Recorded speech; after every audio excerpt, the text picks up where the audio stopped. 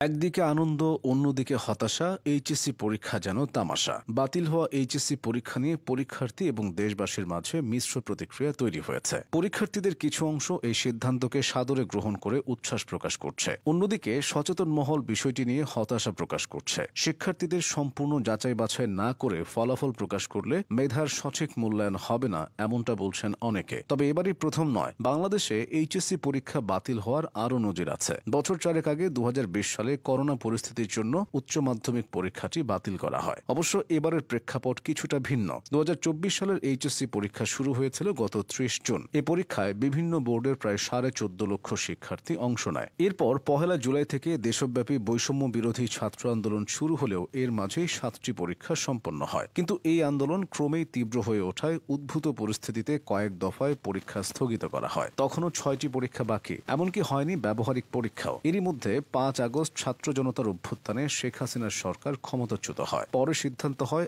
11 August থেকে নতুন সময়সূচিতে পরীক্ষা নেওয়া হবে। অবশ্য সেটাও সম্ভব হয়নি, কারণ শেখ হাসিনার সরকারের ক্ষমতাচ্যুতির দিন বিভিন্ন এলাকার থানায় হয়েছিল। এতে থানায় রাখা প্রশ্নপত্রের ট্রাঙ্ক ক্ষতিগ্রস্ত হয়, যে কারণে 11 আগস্টের পরিবর্তে আগামী 11 সেপ্টেম্বর থেকে স্থগিত পরীক্ষাগুলো নেওয়ার সিদ্ধান্ত হয়। কিন্তু আন্দোলনকারী পরীক্ষার্থীদের দাবি ছিল অবশিষ্ট পরীক্ষাগুলো বাতিল করতে হবে। এক্ষেত্রে কোটা আন্দোলনের কারণে অনেক শিক্ষার্থী মানসিক ও শারীরিকভাবে প্রস্তুত না থাকার বিষয়টি তুলে ধরেন তারা। সব মিলিয়ে স্থগিত পরীক্ষাগুলো তারা আর দিতে চান না। তাদের দাবি ছিল ইতিমধ্যে হওয়া পরীক্ষা এবং স্থগিত বিষয়ে এসএসসি সংশ্লিষ্ট বিষয়ের সঙ্গে মিলিয়ে এইচএসসির ফলাফল প্রকাশ করতে হবে। এসব দাবি আদায়ে 2024 সালের 20 আগস্ট সচিবালয়ের সামনে আসেন শিক্ষার্থীরা। এক পর্যায়ে সচিবালয়ের পূর্ব দিকের ফটক দিয়ে ভেতরে ঢুকে পড়েন তারা। এদিন বিকেল 4টার দিকে শিক্ষার্থীরা সচিবালয়ের 18 তলায় শিক্ষা মন্ত্রণালয়ে উঠে যান। সেখানে অবস্থানের পাশাপাশি দাবি পূরণে তারা 1 ঘন্টা সময় বেঁধে দেন। এমন পরিস্থিতিতে শিক্ষার্থীদের দাবি মেনে নেওয়ার ঘোষণা দেন ঢাকা শিক্ষা বোর্ডের চেয়ারম্যান অধ্যাপক তপন কুমার সরকার।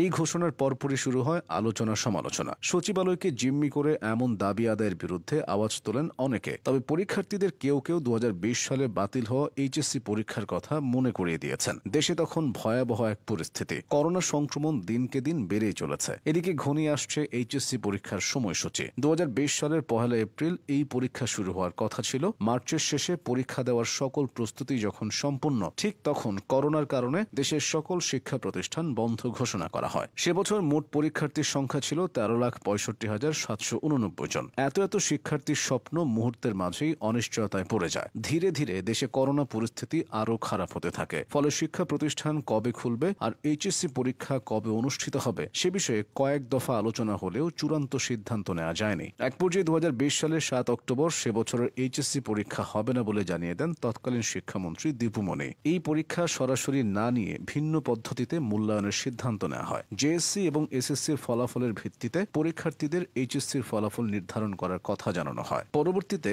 জেএসসির 25% এবং এসএসসির 75% ফলের ভিত্তিতে সে বছর এইচএসসির ফলাফল প্রকাশ করা হয়, যার নাম হয়ে যায় অটো পাস। তবে এই ফল প্রকাশে মান বন্টন, আইন সংশোধন সহ সরকারকে অনেক সিদ্ধান্ত নিতে হয়। 2024 এসেও অনেকটা একই পরিস্থিতির সৃষ্টি হয়েছে। এবার এইচএসসির ফল প্রকাশের ক্ষেত্রে কি ব্যবস্থা নেওয়া হয় সেটা এখন দেখার বিষয়।